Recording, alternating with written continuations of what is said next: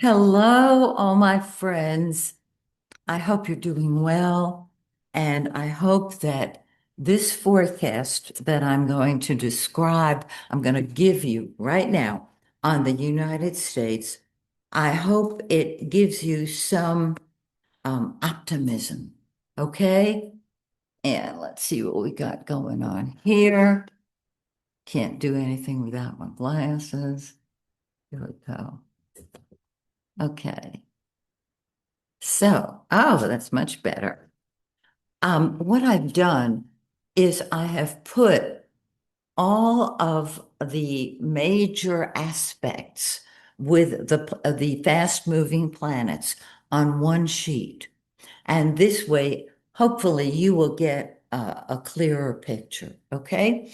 I'm going to start with a full moon on the 9th because this full moon lands on the midheaven and the moon, natal moon of the United States. Now, if you've been at if you've been on my videos, if you've been watching my videos, you know that all of this is raw potential and that the way we interpret the houses on a mundane chart, it is different from the ones that we do for our own birth chart. So I'm going to read off what each of the houses represents in a not a person's chart, but a country's chart, ours. Okay, so we've got this full moon coming up on the 9th, and it is sitting on the midheaven and the moon. In a mundane chart, now in a regular chart, a birth chart of a person, one person, the 10th house is your career. It's the parent out front who shows you how to get along in the world.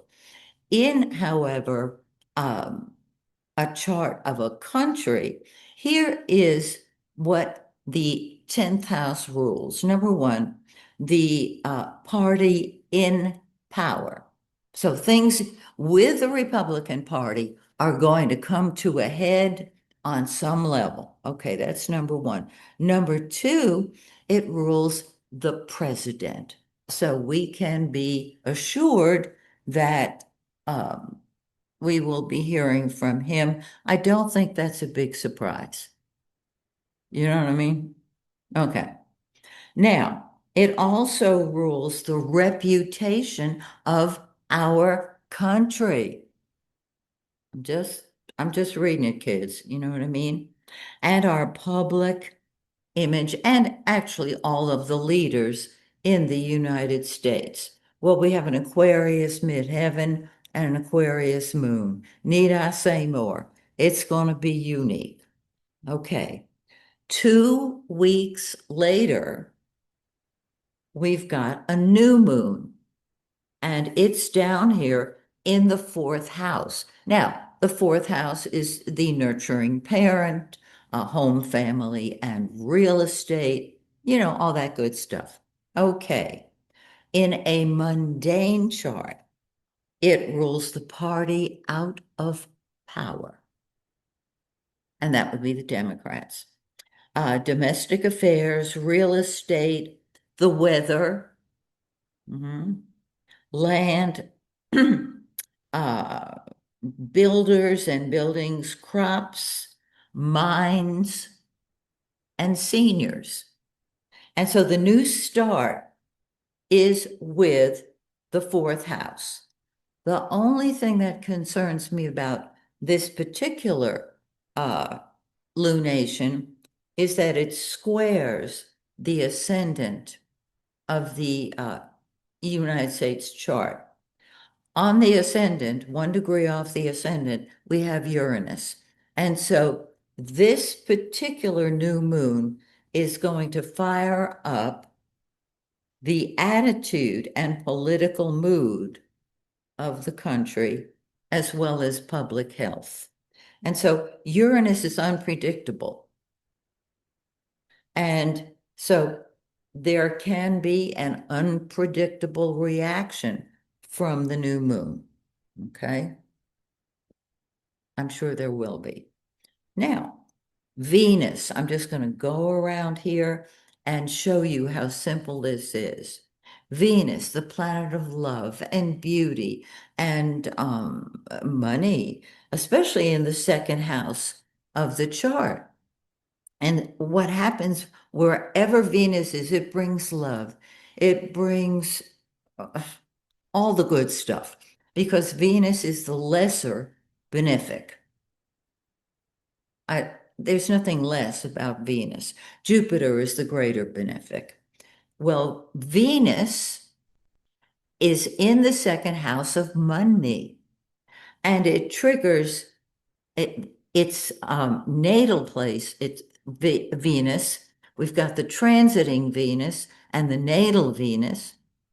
It does beautiful things to Jupiter, the greater benefic, because in the United States chart, we have both Venus and Jupiter, the two benefics in the house of money. Thank you very much.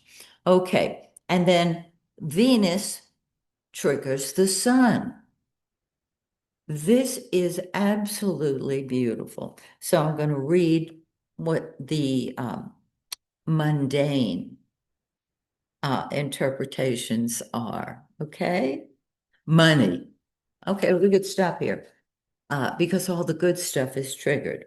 Earnings, savings, finances, stock exchange, banks, um, commerce, and debts. However, when Venus triggers Venus and Venus triggers Jupiter and the sun, I'm kind of looking forward to something good. Aren't you? Okay, let's keep on going. Venus moves into the third house. Now, on the 21st, Mercury has been retrograde. And boy, has it been a retrograde Mercury, right? You with me on this? Um,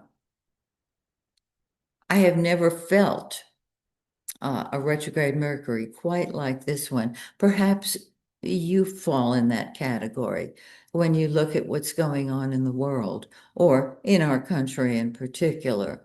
Uh, that's not really a surprise. So, Venus moves into the third house, and the third house um,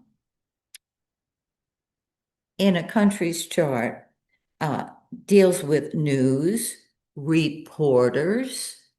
Isn't that nice? This means that this is very positive when it comes to reporting. So we may have some good news. Um, Communication, transportation, railroads, um, the postal service, public opinion, travel, traffic, books, newspapers, neighborhood matters, schools and schooling, and of course, transportation. I think I've already mentioned that. So we have had some difficulties in those areas. And with Venus, whenever Venus sits on it in the third house, it lifts it. It brings the good stuff. I love it. Mercury, of course, is in the third house. And Mercury on Mercury means there's lots of communication, hopefully accurate communication, because the transiting Mercury is sitting on the natal Mercury. And it doesn't make an aspect to it, but Mercury in the third house goes direct. It comes out of retrograde. And so I think people are going to start seeing things differently. It's that simple. Okay, we've done Mars, we've done the moon. Oh, yes, Mars. Mars. That's what we fight with and fight for. And it is sitting in the fifth house of children, fun, sports, gambling, the theater, movie or otherwise, um, Congress and congressional, uh, let's see, the Congress, I can't read my own handwriting, so bear with me. Um, the public hearings, interesting. Stadiums and teachers. Now, Saturn is in that fifth house. Saturn gets a very bad deal in astrological books. Saturn is listed as fear, uh, tradition, uh, and I'm not going to keep listing them because they're negative. And after studying astrology as many years as I have, I realized that if it's your chart, you can you can change. You can change the negative to the positive. And those of you who are spiritually inclined know what I'm talking about. So, Mars is what you fight with and fight for, and it's kicking Saturn's butt and saying, get busy. And it's strongest on the 29th and 30th. So here is my interpretation of Saturn. It's no longer fear. It's no longer obligation. I say it is responsibility. And the definition of responsibility is respond to your ability as a leader. Now, we're dealing with millions of people. I don't know that all of them are going to change their Saturnian mindset into something of a positive nature. However, I think that with Saturn in the fifth, we can go back to the traditional orientation when it comes to children, when it comes to fun. Let me see what else we got here. Congress, um, teachers, and children of all ages. Sports are huge because of the fifth house, because that when just I'm trying to give an example, and I'm not involved with sports, forgive me, but somebody who loves football, for example, it's a really tough game. It's people get injured very, very easily because people take out their emotions on the playing field and in the stands, of course. Um, and so, football, for example, I see it as a socially acceptable place to fight a war. And that's what's going on, not just in our world, in the United States, but all over the world. And so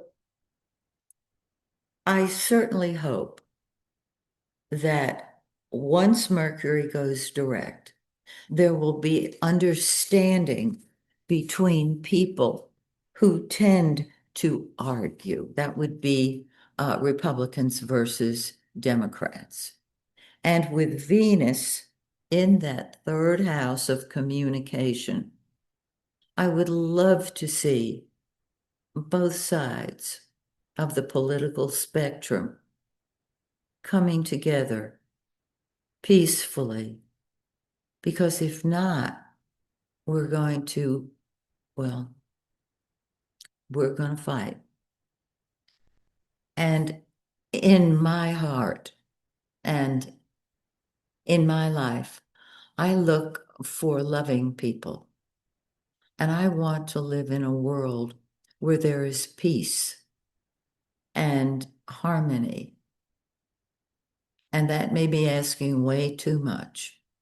So join me next month when once again I share the United States forecast with you.